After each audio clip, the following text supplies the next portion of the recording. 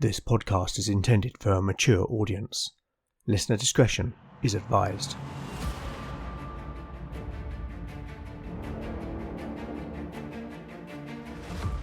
Welcome back to Legend of the Bones. Following in the footsteps of giants, Legend of the Bones is a chimera. A mix of old-school tabletop RPG and dark fantasy storytelling.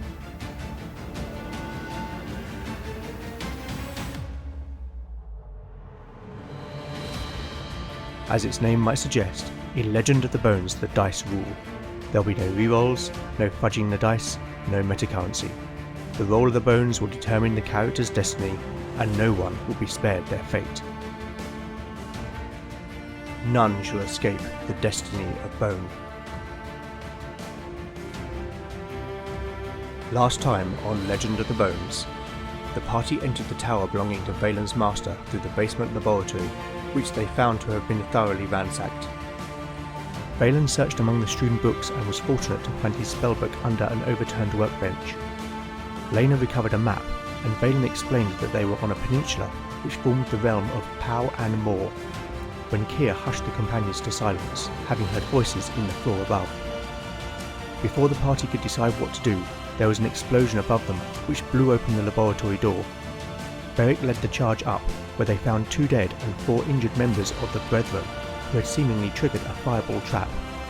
A vicious fight ensued, and all 4 of the companions were badly injured before ultimately they were triumphant. The gravity of their wounds would cause the party to rest for 5 days, but fortunately the tower was well supplied with food and water. Valen vowed to avenge his master's death and recover his master's spellbook and amulet, which had been taken by the Brethren. Having taken arms from the dead and supplies from the tower, the companions set off for the town of Halstone over the bleak Taynemoor.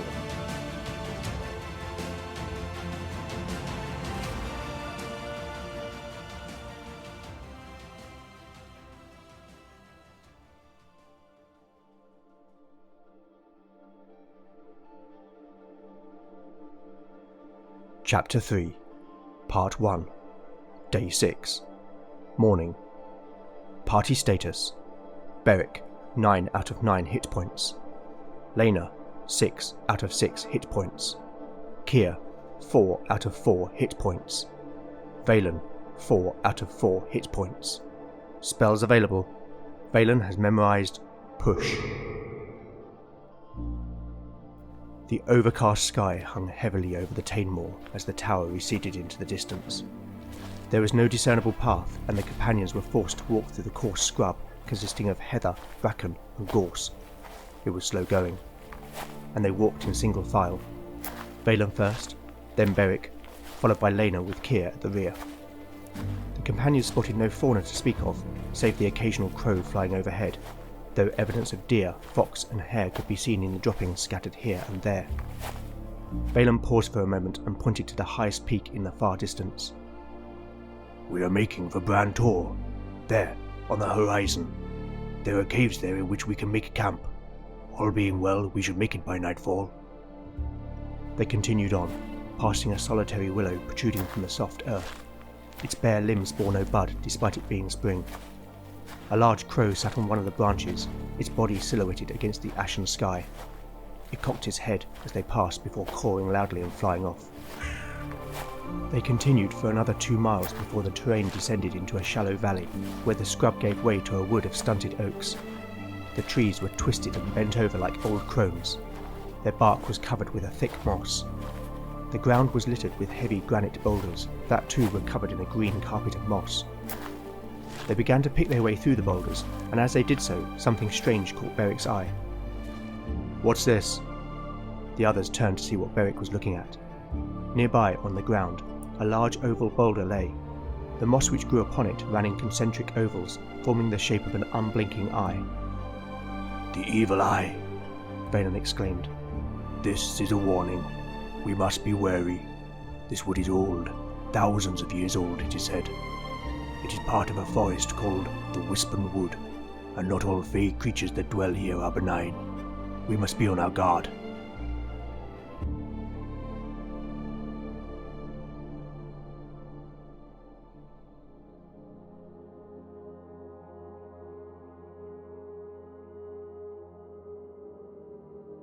Dramatis Personae, Valen.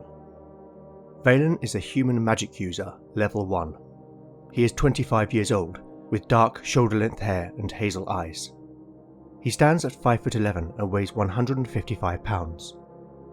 Valen is a man of significant mental agility, but his calm demeanour and clear intelligence belies a man who is ruled by his emotions, and as such, his judgment is sometimes poor. Still waters run deep, or so they say. Valen is from the distant land of Llanrhys, an island nation in the Great Western Ocean. Llanrhys, meaning rising land, is a realm of bleak mountains, fog-laden valleys, and ancient woodlands, a land of spirits and fey creatures. For the people of Llanrhys, known as the Whaler, magic, or the craft, runs through the very fabric of their society, so much so that mages are the custodians of the Whaler's spiritual beliefs. Valen was born into a poor family of subsistence farmers. He was the second child, and his mother died in childbirth. The wise woman who delivered him told Valen's father that the child had come during a poor alignment of the stars, and so his father always blamed him for his mother's death. As a child, Valen knew more of the rod than any child should. Like many mages, Valen's arcane talents manifested with the onset of adolescence. As he began the transition to adulthood, he found that he was able to sense the presence of magic in objects, people, and places. As was customary in Whalan culture, having developed the sight, Valen was sent by his father to be apprenticed at the age of 13. His tutor, a man named Merdrun, was a highly respected mage and advisor to the local lord. Valen was taken into the lord's household and set to work. This mostly consisted of scrubbing floors, working in the kitchens, and other menial tasks. But when he was done with his chores, he was permitted to watch his master in the laboratory. Slowly, Valen began to learn the identification and preparation of ingredients in potions and rituals, as well as learning how to read and transcribe the arcane runes used in the recording of spellcraft. The years passed, and Merdrun proved not to be a kind man. Valen often found himself beaten with a willow rod. At first this would happen when he made errors in the laboratory, or in the transcribing of runes, but later the beatings would come if Valen asked a question, or if Merdrun's mood was simply sour enough. Over time, Valen came to hate the man who was in charge with his magical training. He would find reasons to avoid the laboratory, often citing some made-up chore in the stronghold's kitchen, or pretending he had been sent to deliver a message. His master seemed to care little about his absence. Valen took to taking books from his master's library and studying them privately. But no matter how hard he tried, he could not unlock the means to invoke even the most simple of cantrips. One evening, Valen was reading a treatise on human emotion and its influence on the ability to invoke the craft.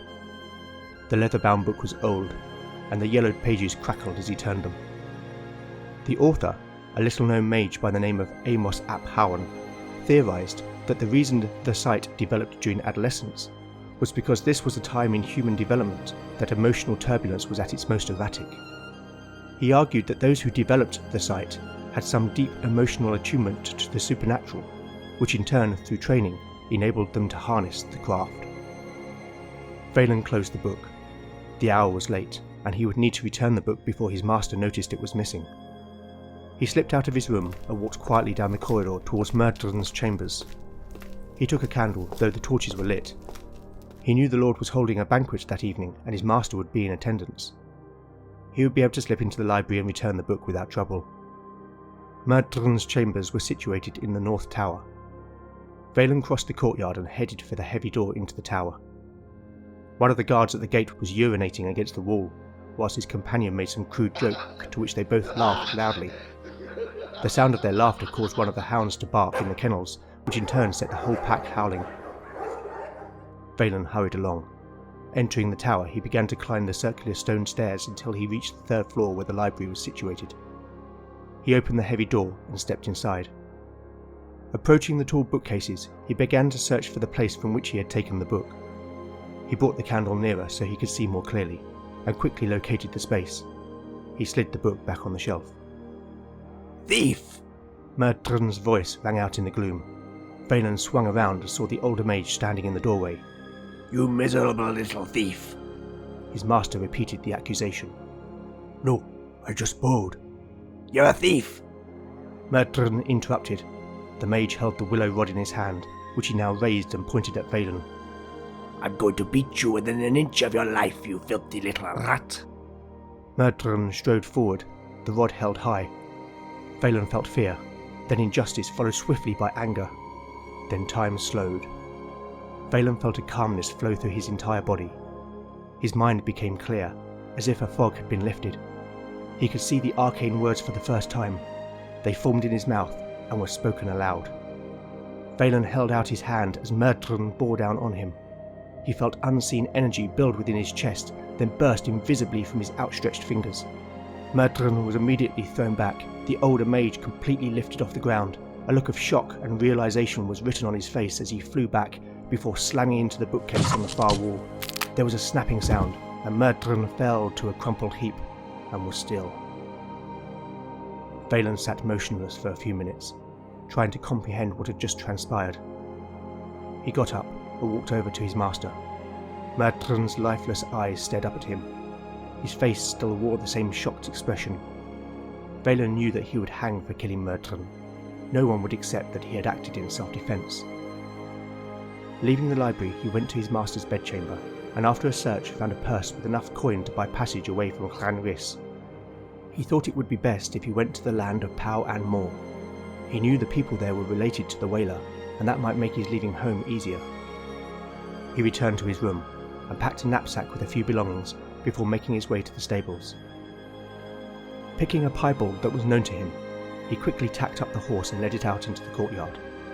It wasn't unusual for him to be sent on an errand, but it was at night. He hoped the guards would not care. He mounted the horse and spurred it to a walk. As he approached the gate, he preempted the guard's question. My master has bid me take an urgent message to the High Council. One of the guards nodded and waved him through the gate. Valen gave the horse a short kick and it went into a canter. Without looking back, he rode into the darkness.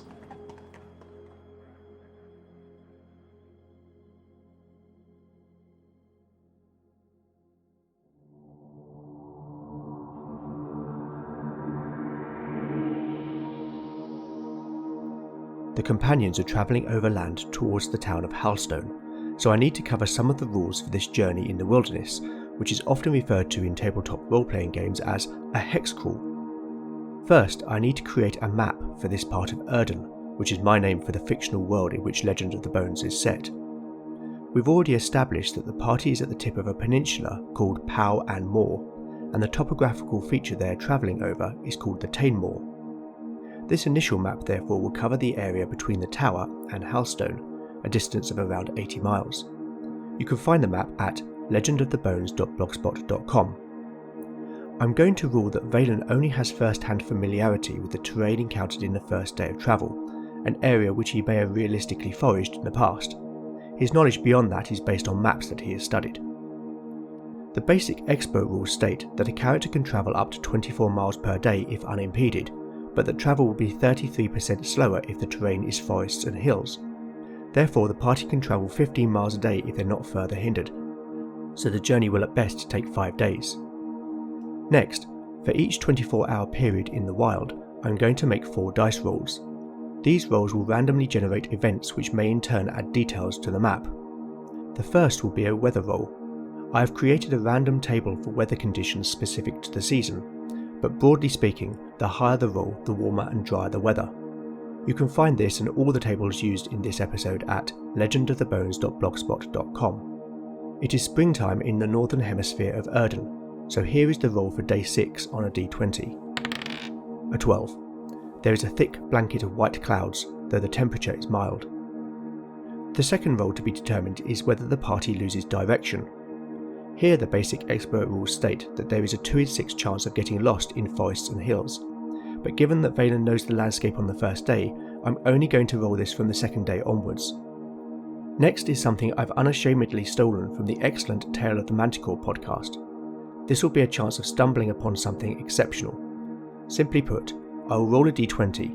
If I roll a 20, then the party will come across something special. This could be a creature, object or place. Conversely, if I roll a 1, then they will encounter something very bad. Here is the roll for day 6. A 15. No stumble upon is indicated. The final roll is a check for a wandering encounter. Here the basic expert rule states that there is a 2 in 6 chance of encountering a wandering monster in this type of terrain. If the roll indicates there is an encounter, I'll make a simple high-low roll on a d20 to see whether the encounter happens during the day or at night. I'll then make a further roll on a custom encounter table that I have created. This table has a few non-monster encounters sprinkled in for good measure. Again, you can find this table at legendofthebones.blogspot.com. Here is the roll on a d6. A 4. No wandering encounter. The party reached Bran Tor by nightfall without incident, making camp in some shallow caves that form part of the rocky outcrop. Day 7. Rolling for weather. A 5. The clouds have moved on, leaving a bright and clear day, but an easterly wind brings with it a chill. Losing direction.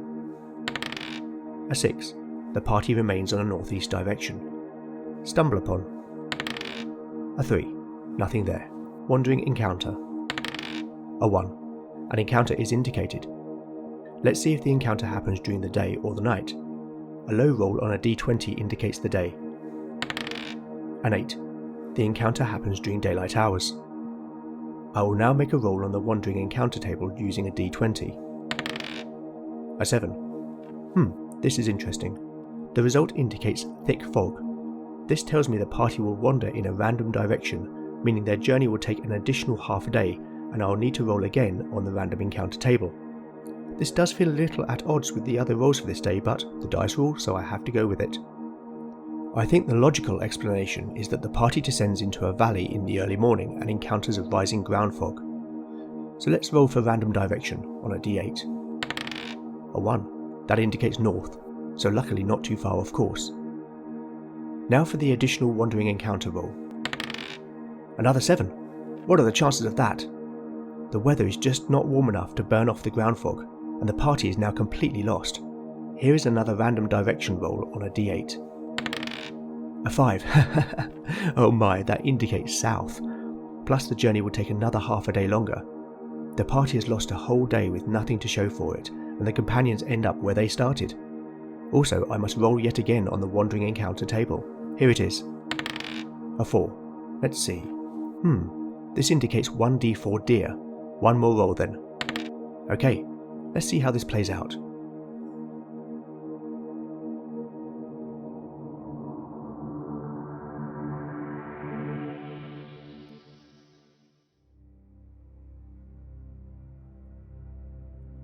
Chapter 3, Part 2, Day 7. Dawn. Party status: Beric, 9 out of 9 hit points.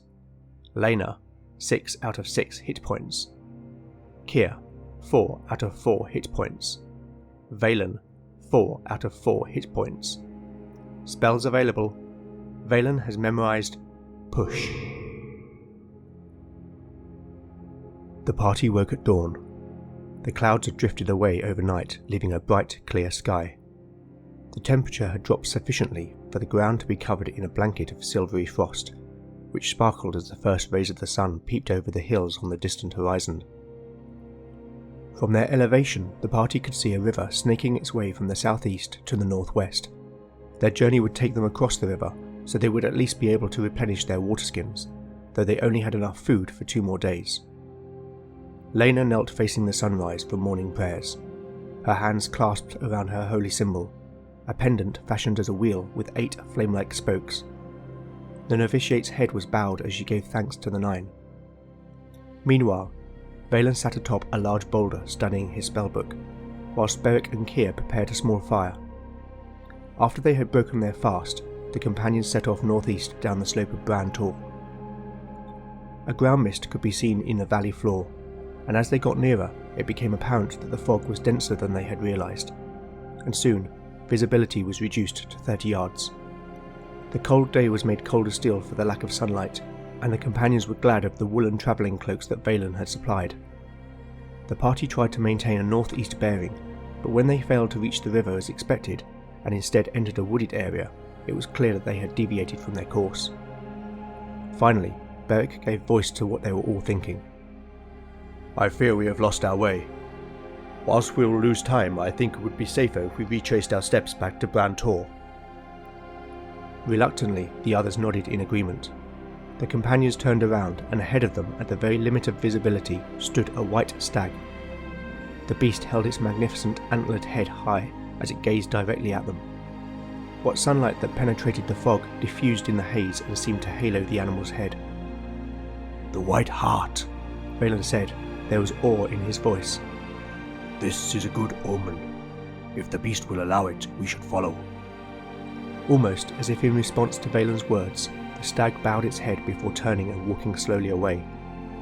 The party hurried to keep pace with the stag, careful not to get too close, though it continued to show no fear. Occasionally, they failed to keep up, and the beast disappeared from view, but a few minutes later, it reappeared as if waiting for them. Several hours passed in this manner, until eventually the stag led them out of the fog to the base of Bran Tor. "We thank you, friend," Valen called after the stag, but if the animal heard, it did not show comprehension, and it bounded away.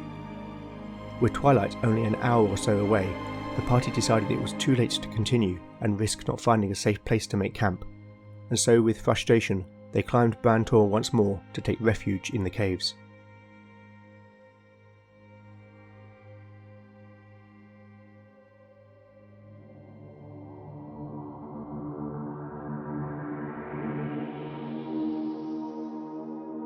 Okay, so having got back on track, let's see what the coming days have in store for the party. Day 8. Weather. A 7. Clouds gather overnight, bringing milder temperatures, but by morning a light rain begins to fall. Losing direction. 6. The party manages to maintain a northeast direction. Stumble upon. 10. Nothing. Wandering encounters. 6. Nothing indicated. I'm also going to make a foraging roll. In normal circumstances in this terrain, I would give a 1 in 6 chance of finding sufficient food for one day. However, Day 7 sees the party cross a river, which provides the opportunity to fill their water skins and increase the chance of successful foraging to 3 in 6. Here's the roll. A 3. The party manages to catch a large brown trout using a makeshift fishing rod and a little smoked herring from their rations as bait. Day 9. Weather. A 9. The mild but wet weather continues. Losing direction. 3. The party does not lose direction. Stumble upon. 9. Nothing. Wandering encounters. 4. Nothing there. From day 9, the party enters a woodland and follows the course of a river, so I'm going to rule the chance of successful foraging as 3 in 6. Here's the roll. A 6. Nothing. That is bad luck. Day 10. Weather. An 18. A southerly wind brings warm air, and it turns into a glorious spring day. The party gives thanks for small mercies. Now the party is following the river, I'm not going to make a roll for losing direction. Stumble upon. A 7. Nothing. Wandering encounters.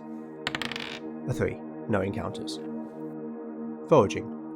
Water is not a problem given the party is following the river, but let's see whether they find any food. A 1. This is a stroke of luck. The party finds the carcass of a recently deceased deer. The animal has been partially eaten by a predator, but there is just enough meat remaining for the companions to stave off hunger. They cook the meat over a small fire. The venison is the best meal they've had in days. Day 11. Weather. 18. The fine spring weather continues. The woodland is alive with the sound of birds and insects. As with Day 10, the party are following the river, so I will not roll for losing direction. Stumble upon. 3. Nothing. Wandering encounters. A 2. An encounter is indicated. First to see whether the encounter happens during the day or at night. Roll on a d20. A 12. That indicates the encounter happens at night. Okay, now to roll on my wandering encounter table. A 15. Okay, I will need to think about how this will play out. Finally, a foraging roll. A 5. The party finds nothing edible. Tomorrow they will suffer a -1 to all attack and damage rolls.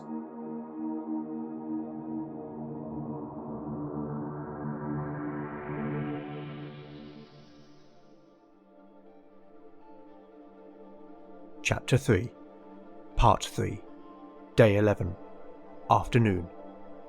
Party status. Beric. 9 out of 9 hit points. Lena, 6 out of 6 hit points. Kier, 4 out of 4 hit points. Valen, 4 out of 4 hit points. Spells available. Valen has memorized Push. Bright sunlight dappled through the tree canopy as the companions walked. The woodland was alive with insects and the song of blackbird, robin and nightingale. The contrast with their trek across the open moorland was stark, and despite their weariness, their spirits could not help but be lifted. There was no discernible path to speak of, but fortunately the ground brush was sparse, instead giving way to a sea of bluebells which seemed to spring from every available inch of earth. Despite the abundance of flora and fauna, the companions found nothing which they could be confident to eat, and as the afternoon wore on, their stomachs complained loudly at the lack of sustenance. The woodland was nestled in a river valley, and Valen was confident that the river would eventually lead them to Halstone, though he could not be sure how many more days the journey might take. As dusk descended, the party began to search for a suitable place to make camp, which would leave them less exposed. Venturing towards the valley side, the companions sure enough found rock formations which might provide suitable shelter. Kier went in search of firewood, whilst the others tried again in vain to forage. When Kier returned, he reported a cave 100 yards further along as the valley turned northwards. It was dark by the time the rogue led them to the cave, though the full moon made it possible to see that it had seen some use. A trampled path had been cut from the cave entrance through the carpet of bluebells, and led north following the river. Valen retrieved his tinderbox from his knapsack and lit Kier's torch. "I'll go first," Beric said, drawing his sword. "Kier, you follow behind me, and keep your ears open." The party tentatively entered the endless blackness of the cave. The sound of the nearby river reverberated around the granite walls and rushed in their ears. The tunnel was narrow, only 6 or 7 feet across, and the companions were forced to walk in single file. They moved slowly and in silence, partly in fear of what might be ahead, and partly to give Kier the best chance of hearing danger.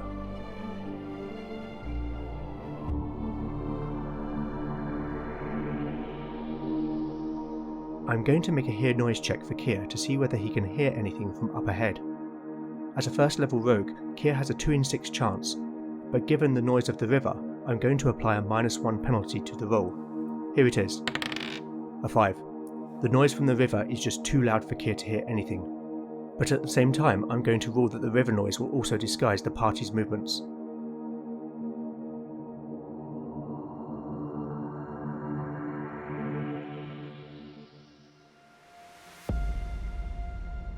The tunnel twisted and turned for 20 yards before opening into a cavern some 40 feet across. Even before the torchlight had illuminated half the space, Beric could see that the floor was covered in all manner of foul detritus, rags, excrement, and the decomposing carcasses of a variety of creatures. Beric covered his nose and mouth as a fetid stench filled his nostrils and made his stomach turn. His companions reacted similarly as they entered the cavern. Suddenly, across the far wall, 3 pairs of eyes reflected like those of a cat in the torchlight. There was a hissing sound, followed by cackling, as 3 grotesque and gangly figures emerged into the light.